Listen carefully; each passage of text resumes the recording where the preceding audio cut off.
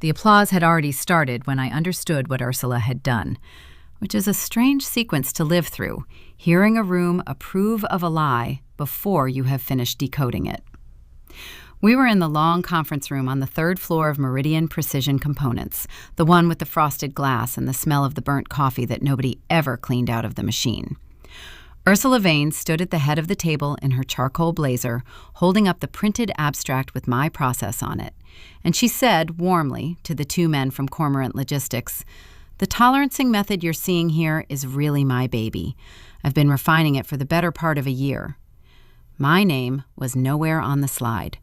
Her name sat at the top in 18-point type, first author, sole originator, and beneath it the phrase I had written at 2 a.m. while I bounced my 6-week-old on my shoulder, described now as the fruit of her patient genius. I remember the specific quality of the quiet that came after, because I was counting it, the way you count a baby's breaths in the dark to be sure they are still there. Nobody looked at me. The Cormorant men were nodding, one of them writing something on a legal pad, and Ursula was already moving to the next slide with the smooth authority of a woman who has never once been asked to prove she deserved a room. But there was a person at the far end of the table, in the chair against the wall where the interns sat, who was not nodding and not writing. She was watching Ursula's mouth the way you watch a faucet you suspect is going to drip, patient and certain, and she said nothing at all. That was Dolores, or that is who everyone in that room believed she was, a 23-year-old summer contractor whose badge said Assistant Documentation. What none of the people clapping had bothered to learn was who Dolores answered to, and where she went on the weekends, and whose company she actually kept. I did not fully understand it myself yet. I only understood in that moment that of every soul at that table, she was the one who had not looked away from me. I want to tell you how I got to that room, and to that woman, and to the 3 days that followed, and I have to do it honestly, which means I have to start with how tired I was, because the tiredness is the whole shape of it. My name is Callie Pemberton, and in the spring that all of this happened, I was 34 years old, and I had a daughter named June, who was, at the time of the conference room, 41 days old. I am a machinist. I run a 4-axis mill, and I do close tolerance work, the kind measured in tenths of a thousandth of an inch, which is thinner than the layer of oil the coolant leaves on your skin. And I have been doing it at Meridian for 9 years, since I was 25 and knew nothing, and my hands still shook on the hand wheel. I grew up in Yuba City, north of Sacramento, in a house on Bridge Street with a lemon tree that never fruited and a father who fixed diesel pumps for the orchards. I learned early that a thing either measures true or it does not, and that a person who tells you a bent part is straight is not being kind. They are being a liar, and there is a difference that matters. I was not a cool woman. I want to be clear about that, because in the stories people tell about being wronged, there is always a version of the wronged one who is secretly serene, who watches it all with a knowing little smile, and that was not me. I was warm to the point of being a mark. I brought a coffee cake to the floor every Friday, the sour cream one my mother used to make with the cinnamon ribbon down the middle, and I remembered everybody's kids' names. And when Marcus in assembly was going through his divorce, I covered his shift twice without telling anyone. I believed people. It is not a virtue exactly. It is closer to a habit you never got around to breaking. The discovery, because Ursula did call it a discovery later when it suited her, came out of my exhaustion, which is the joke at the center of everything. I had been running a batch of titanium housings for a client in aerospace, and the parts kept walking on us, drifting out of tolerance in a way that made no sense given the fixturing, and it was costing us a scrap rate of almost 11%, which on a run that size is real money, close to $40,000 a quarter down the drain. Everyone assumed it was tool wear. I did not think it was tool wear. I thought it was heat, but not the heat you'd expect. One night in February, when June would not sleep unless I was standing, I stood at the kitchen counter of our little rental on Percy Avenue with my laptop propped against the toaster and I worked out a compensation model, a way of sequencing the cuts and staging the coolant so the part shed its heat evenly and stopped moving on the table. I tested it the next week on the floor. Our scrap rate went to under 2%. I wrote it up. I wrote it up carefully with the data and the tool paths and the thermal curves, and because Meridian had a formal process for this sort of thing, I submitted it into the internal system as an improvement memo, dated, time-stamped, logged, with my employee number attached to it like a fingerprint. That memo is important. Hold on to it. I will come back to it the way you come back to a part you set aside because it isn't finished, and then one day it is exactly the thing you need. Ursula Vane had been my supervisor for 2 years by then. She was 51, and she had come to Meridian from a consulting firm, not from a shop floor, which mattered more than the org chart admitted, because she could read a spreadsheet about production, but she could not have set up a job to save her life. She was polished in a way our floor was not. She wore blazers in a place where everyone else wore safety glasses on a lanyard, and she had a laugh she deployed like a tool, a warm, bright laugh that made you feel, for the length of it, like you were the most competent person she'd ever met. I liked her, at first. I want to be honest about that, too. She told me once, early, that I reminded her of herself at my age, and I was flattered, God help me, because I did not yet understand that when Ursula told you that you reminded her of herself, what she meant was that she had located something in you she intended to use. Now I have to introduce Dolores properly, because she is the whole heart of this. And if I let you keep believing she was just a quiet intern, I would be lying to you. And I told you I don't do that. Dolores Pemberton, yes, the same last name, and no, not a coincidence, was my husband's younger sister. She had come to us the previous November because things had gone wrong at home in a way I will not lay out in detail, except to say that her father, my father-in-law, was a man who measured love in obedience and withdrew it the moment she chose a life he hadn't drawn up for her. She showed up on our porch on Percy Avenue with 2 suitcases and a laptop bag and a look on her face like someone who had been holding her breath for years. And I did what you do. I made up the second bedroom, the one we'd been calling the nursery, even though June wasn't born yet, and I told her she could stay as long as forever. And I meant it. I was 6 months pregnant and swollen and short of breath, and I gave her the room anyway, and I cooked for her, and I sat up with her on the nights the whole thing caught up to her. I never once made her feel like a charity case, because she wasn't one. She was family, and in my house, family is not a burden you tolerate.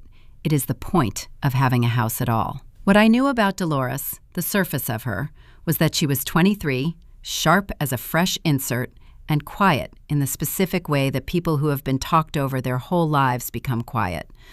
Not because they have nothing to say, but because they have learned that saying it costs them. I got her the intern spot at Meridian myself. I walked her resume into HR and vouched for her, this bright kid with a business degree from Sacramento State who needed a foothold. And Ursula signed off on it because it cost her nothing and made her look generous. Dolores landed in documentation, which is to say she landed exactly where every memo, every version, every timestamp in the company flowed through. And nobody thought that was interesting, because nobody thought Dolores was interesting, because Dolores was small and calm, and she did not laugh like a tool, she just watched. What I had yet to learn, what I would not fully know until the country club, was the rest of who she was. But I'll get you there, honestly, in order, the way she'd want me to. The erosion, as I've come to think of it, did not start with the discovery. It started small, in the way that these things do, and the smallness is the point. Because if it had started large, I would have named it and left. In the March before June was born, Ursula began the practice of walking my improvement memos into leadership meetings and describing them with the pronoun we, which I did not mind at first, because a floor is a team, and I am not a person who needs my name in lights. But the we curdled. By April, it had become a soft I when the room was small, and only a we when someone might check. She stopped copying me on the follow-ups. She started scheduling the design reviews for the 2 afternoons a week I'd arranged to leave early for my prenatal appointments. When I asked her to move one, she looked at me with a sorrow so convincing, I apologized to her. And she said, "Callie, I would, truly. But you know how it is.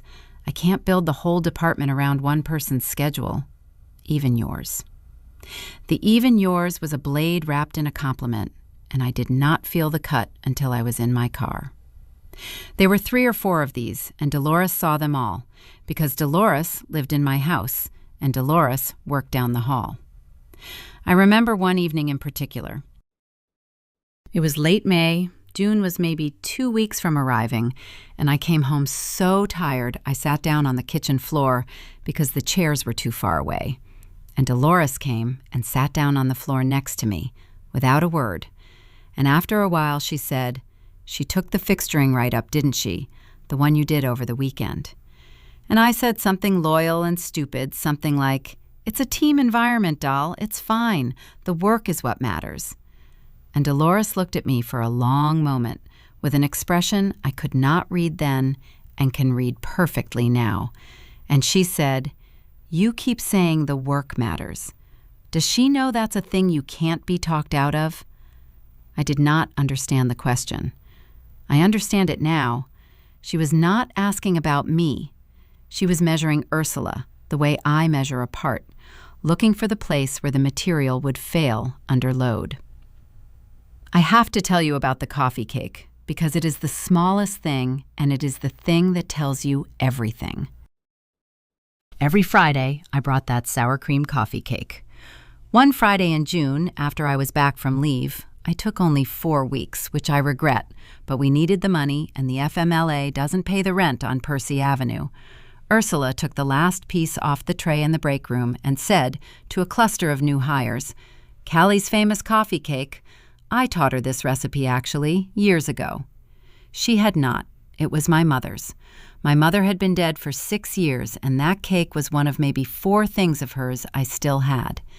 And Ursula, who could not have baked her way out of a paper bag, stood in the break room of a machine shop and took even that, took my dead mother's cinnamon ribbon and put her name on it in front of people who didn't know better, for no reason, for no gain, simply because taking things was the shape her hand made when it was open. Dolores was in the room. Dolores heard it. Dolores said nothing, and later that night at our kitchen table, she wrote something in the small green notebook she carried, and I thought she was writing a grocery list. So that was the ground the discovery fell onto. That was the soil.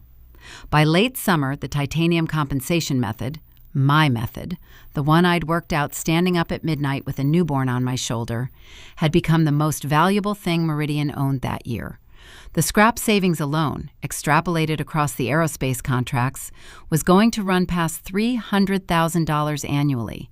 And more than that, it was the kind of proprietary edge that wins you the next contract, and the one after that. Cormorant Logistics, our biggest client's parent company, wanted to license it. That was the meeting on the 3rd floor.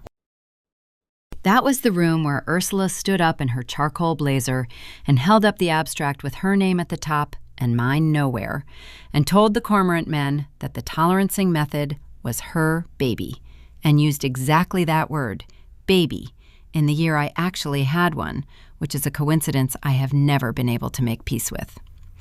Let me give you the offense in full, because a wound described in a hurry is a wound you'll mistrust, and I need you to trust this one. Ursula did not simply take credit in a hallway.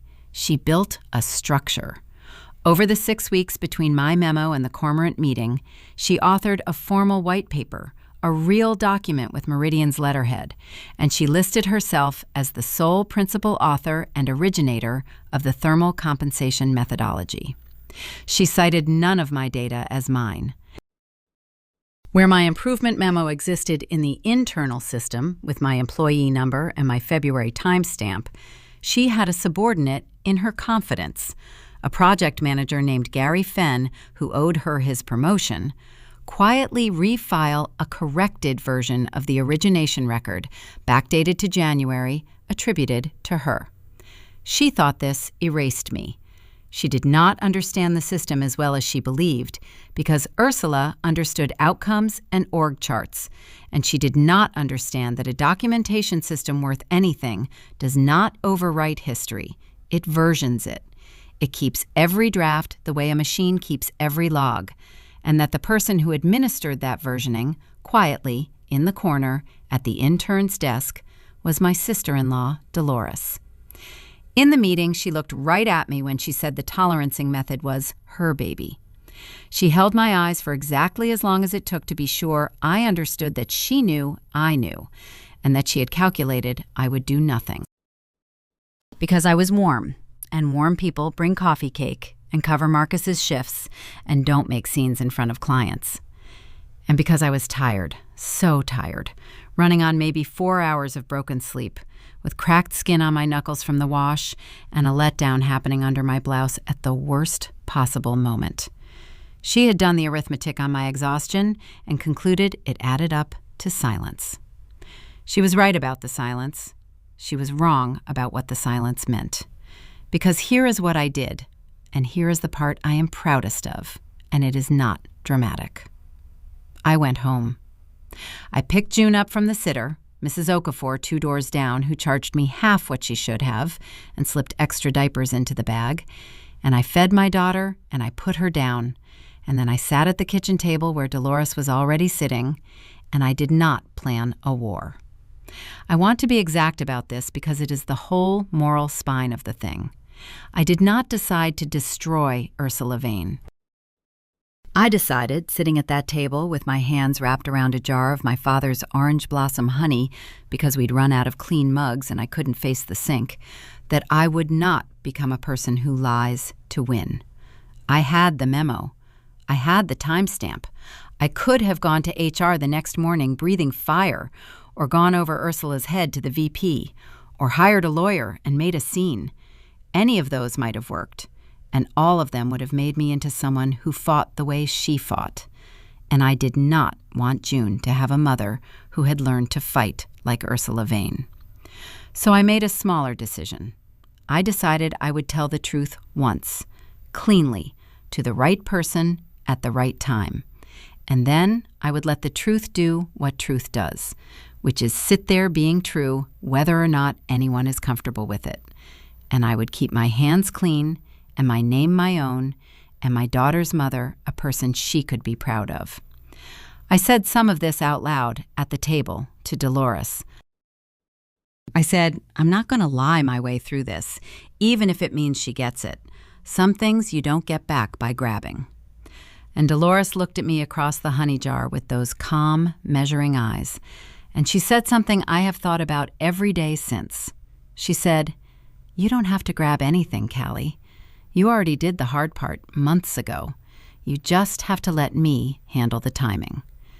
And I said, half laughing, because I was tired and I loved her, and I thought she meant she'd help me draft an email, You're an intern, doll.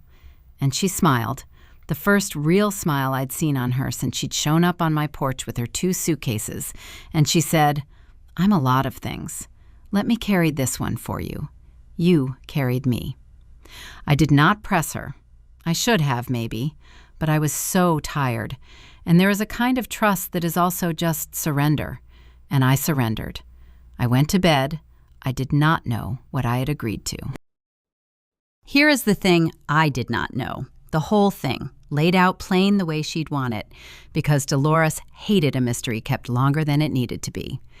That quiet green notebook Dolores carried was not for grocery lists. Dolores, at 23, was not only my husband's disowned little sister sleeping in the nursery. 2 years before she'd landed on our porch, she had started a small online business out of a bedroom, hand-poured beeswax candles and simple honey-based skincare, the kind of thing her father had called, to her face, a cute little hobby that would never amount to anything. She had named it after our region, called it Grove and Ember, and she had grown it, alone, through the exact quiet stubbornness that made her sit on a kitchen floor next to a crying pregnant woman without saying a wasted word. By the spring of June's birth, Grove and Ember was not a hobby. It was a brand carried in retailers across 4 states, doing something north of $11 million a year, and Dolores was its sole founder and majority owner. She had told almost no one, least of all the family that had thrown her away, because she had learned that when people know you have something, the shape their open hand makes is the same shape Ursula's made over my coffee cake. I am telling you this now, in order, because that is the fact that reframes the whole meeting on the 3rd floor. When Ursula Vane looked around that conference room and saw a 23-year-old documentation contractor in the intern's chair, saw someone beneath her notice, she was looking at a woman who signed the fronts of checks Ursula would have wept to receive. And Dolores had spent 9 months in my house at Meridian watching Ursula do to me, the woman who had taken her in, exactly the kind of quiet, confident theft that her own father had built a whole life out of. She had watched a warm person be robbed by a polished one who assumed warmth meant weakness. And somewhere in there, in a house on Percy Avenue with a lemon-yellow porch light and a crib being assembled in the corner, Dolores Pemberton had made a decision of her own. And she had made it about loyalty, which is the thing this whole story is actually about, underneath the memos and the money. Who stays when it costs them, and who runs? The preparation was quiet, and most of it I only reconstructed afterward. Dolores did not tell me what she was building, in part to protect me, so that whatever happened I could say, truthfully, that I had done nothing but tell the truth once at my own kitchen table. What she did was patient and exact. Because she administered the documentation system, she pulled the complete, unaltered version history of the origination record, every draft, every timestamp, including the corrected January backdate that Gary Fenn had filed at Ursula's instruction, sitting there in the log with his employee number and the real date he'd made the change, which was 3 days after my February memo, not before it. She had it all. My original memo with its February timestamp, the thermal data in my hand, and then the clumsy forgery layered on top of it weeks later, the whole crime preserved in the amber of a system Ursula was too proud of her org chart to understand. But Dolores did not go to HR either, not the way I might have. She understood something I would not have thought of, tired as I was, that inside Meridian, Ursula had allies. Ursula had Gary Fenn. Ursula had 2 years of being the polished one in the blazer, and a fight inside those walls could be muddied, delayed, reframed as a disgruntled machinist and a nepotism hire against a respected director. So Dolores chose her ground, and her ground was the one place where the truth could be said in front of the exact people whose good opinion Ursula actually cared about, where it could not be quietly filed away. The Cormorant deal closing was to be celebrated at the Almond Grove Country Club, out past the vineyards toward the Sacramento line, on a Thursday evening 3 days after the 3rd floor meeting. It was Ursula's night. She had arranged it, the private dining room with the view over the 9th green, the past hors d'oeuvres, the 2 Cormorant executives and the Meridian VP, and the whole small firmament of people whose approval was the only currency Ursula truly spent. Dolores, as documentation, had been assigned to bring the printed licensing packets. Nobody thought that was interesting. Nobody ever thought Dolores was interesting. That was the whole engine of it. I almost didn't go. I want you to know that. I stood in my bedroom on Percy Avenue in the one dress that still fit, a plain dark green thing, with June fussing in the bassinet and my whole body begging me to stay home, and I nearly took it off. But Dolores had asked me to come, and she had never once asked me for anything in all the months she'd lived under my roof. So I asked Mrs. Okafor to stay late, and I drove out to Almond Grove with my knuckles cracked from the shop and my mother's absence sitting in the passenger seat where it always sat. And I did not know what was going to happen. I want to be clear about that. I had told my truth once, at my table. Everything after that, Dolores carried. The room at the country club was the kind of room built to make people feel chosen. There was a long table dressed in cream linen and a wall of windows going amber as the sun dropped behind the almond orchards the place was named for. Ursula was in her element, in a wine-colored dress this time, working the two cormorant men with that laugh she used like a tool, telling the story of her methodology, her baby, her year of patient refinement. The VP, a decent enough man named Roland Pace, who I did not blame for believing her, raised a glass. I sat near the end of the table next to Dolores, and I said nothing, because I had decided months ago that I was done being the person who has to make the scene, and because I trusted the woman beside me in a way I could not have explained. It was between the entree and the dessert that Dolores stood up. She did not stand up dramatically. She stood the way she did everything, quietly. And she said, "Before we toast the licensing, I think Cormorant should have the complete origination record, in fairness to everyone's due diligence." And Ursula, who did not yet understand that the floor had shifted under her, smiled and said, "Of course, Dolores can pass those around," in the tone you'd use to thank a waiter. But Dolores passed around not the packets Ursula expected, but a different set of documents, printed on plain paper, and she said, in a voice that did not rise at all, "This is the full version history of the thermal compensation methodology as it exists in Meridian's documentation system. Page 1 is the original improvement memo, filed February 9th, employee number 4471, Callie Pemberton. Page 3 is the origination record, refiled as January work under Ms. Vane's name, time-stamped February 12th, 3 days after the original, by Gary Fenn. The system versions everything. Nothing is ever really overwritten. It's all still there." I watched Ursula in that moment, and I want to tell you honestly how she reacted, because it was not what the movies would have you expect. She did not go white and stammer.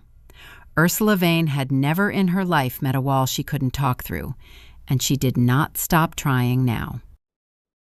She laughed her warm, bright laugh, and she said, "Dolores, sweetheart, I don't know what you think you're looking at, but documentation systems are messy. Timestamps get confused all the time. This is exactly why we don't let junior staff interpret records." Then she turned to the cormorant men with a sorrowing little tilt of her head, one professional to another, and she said, "I'm so sorry. There's some personal history here. This young woman is Ms. Pemberton's sister-in-law, and I'm afraid there's a bit of an agenda." She was fast, I'll give her that.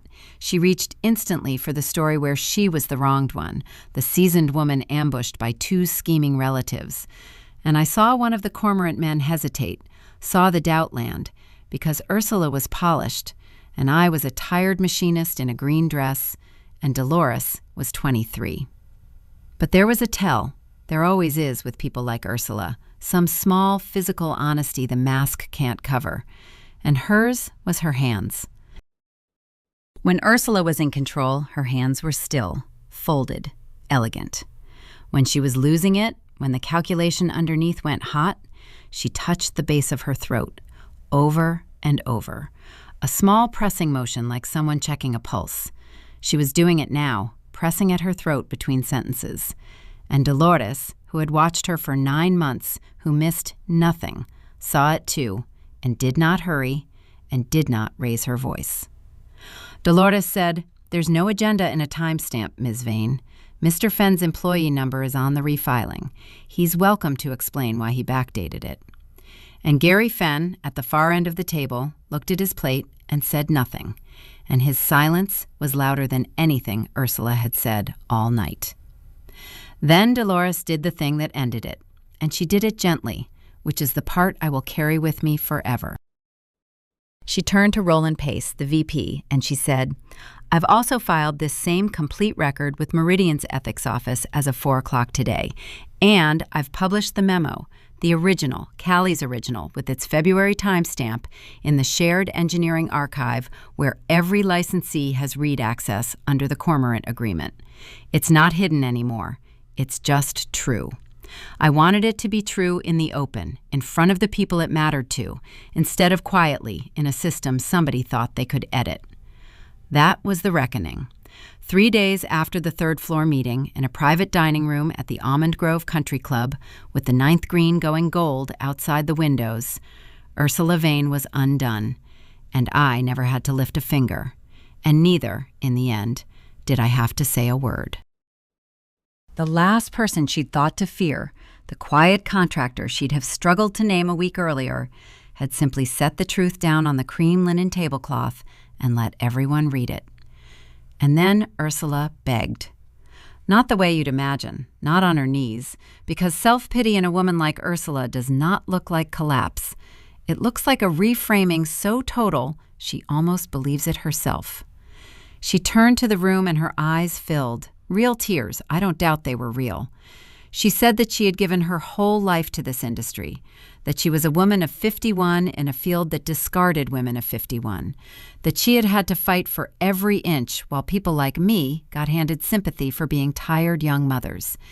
And if she had leaned on the team's work, well, that was leadership. That was what a director did. And now she was going to be crucified for it by a girl who didn't understand how the real world operated. It went on. It was, in its way, magnificent. A whole aria of victimhood, performed for 2 clients and a VP. And I watched it, and I felt something I had not expected to feel, which was not triumph. It was closer to a tired kind of sorrow, because I finally understood that Ursula genuinely could not tell the difference between being caught and being wronged. That the theft was not a thing she did, it was a thing she was, and that no memo in any archive was ever going to reach the part of her that might have felt shame. Roland Pace stood up. He was quiet and a little gray in the face, and he said, "Ursula, we'll talk Monday. Please gather your things." And that was the whole of it. No shouting. The Cormorant men were already reading page 1. Here is where I could have finished her, and where the whole meaning of that night lives, so I will slow down for it. In the days after, I had every tool a person could want. Dolores had handed me a proven forgery, a subordinate who'd been ordered to commit it, an ethics filing already in motion, and 2 horrified clients. My attorney, because I did get one now, a woman named Harriet Osei, whom Dolores knew through the business, sharp and kind and 45, who took my case for a fee I could actually afford, told me plainly that I had grounds for a great deal. We could pursue Ursula personally. We could push Meridian for a settlement that would have paid off the Percy Avenue house 3 times over and then some, low 6 figures easily, maybe more given the licensing value. We could have made sure Ursula Vane, 51 and newly unemployed, never worked in the industry again, that her name became a thing people typed into a search bar and winced at. Harriet laid it all out on my kitchen table over a jar of that orange blossom honey, and it was all there for the taking. And I understood, holding my daughter, that I had become the person with the open hand, and that the shape it made would be up to me. I chose restraint, and I chose it deliberately, and I need you to understand it was not weakness, because a warm woman choosing mercy from a position of total power is doing something much harder than a cold one choosing cruelty. I told Harriet I wanted 3 things and nothing more. I wanted my name restored to the origination record, permanently, in a form that could never be edited again, which was already done. I wanted Meridian to honor the licensing correctly and pay me the originator's share I was owed, which came to a little over $90,000, a real number that changed my family's life, that put a real roof over June, and not $1 of which I took as damages from Ursula personally. And I wanted a written apology I would never publish, kept in my own file for my own eyes, because the point of it was never the world's, it was mine. I did not sue Ursula. I did not chase her from the industry. I let her keep the ability to earn a living somewhere far from me, because I had a daughter, and I did not want June's mother to be a woman who ruined people simply because she could. Harriet thought I was leaving money and satisfaction on the table, and told me so, and I told her that I had spent 34 years measuring things in tenths of a thousandth, and I knew exactly what I was leaving and exactly what I was keeping, and what I was keeping was worth more. Ursula Vane, I heard later, told the story to anyone who'd listen as a tale of persecution, cast me as the vengeful one, never once said the word sorry outside the single sheet of paper in my file.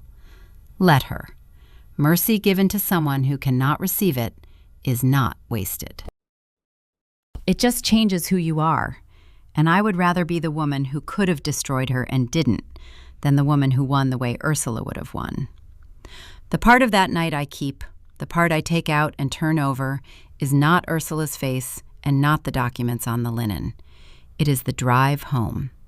Dolores rode with me, and June was asleep at Mrs. Okafor's, and it was dark over the orchards, and the road was empty, and neither of us spoke for a long time. And then Dolores said, in the small voice she used when she meant a thing entirely, "You gave me a room when I had nothing. You never once made me feel it. I've been waiting almost a year to be able to give you something back that mattered as much." And I understood, finally, all of it. The notebook, the quiet, the year of watching, the $11 million brand she'd built out of a hobby her own father had sneered at. The whole architecture of a loyalty she had constructed silently while I thought I was the one taking care of her. She had been keeping me the way I keep a part I set aside, not because I've forgotten it, but because I know that one day it will be exactly what I need. We tell June the story now, in the small version a 2-year-old can hold, and it comes out simple. Aunt Dolores told the truth, and Mama let the truth be enough. I hope when she's older she gets the harder version, the true one, which is not about a memo or a country club or $90,000. It is about the fact that I spent years being warm to people who mistook it for something they could reach into. And the warmth was never the weakness they took it for. It was the thing that built me a family so loyal that when I was too tired to lift my own hands, someone I had loved without keeping score picked up the whole weight and carried it, quietly, until I could stand again. Ursula did the arithmetic on my exhaustion and got the sum wrong, because tiredness is not the same as smallness, and a woman with cracked knuckles and a sleeping baby and one plain green dress can be the strongest thing in a room full of blazers. The lesson I'd give my daughter isn't about names on paper or fine print or who owns what. It is this: your worth was never the thing they granted you or took from you across a conference table. It is the steady, unglamorous fact of who chooses to stay when staying costs them everything. And the woman who is loved like that has already won the only measurement that holds true.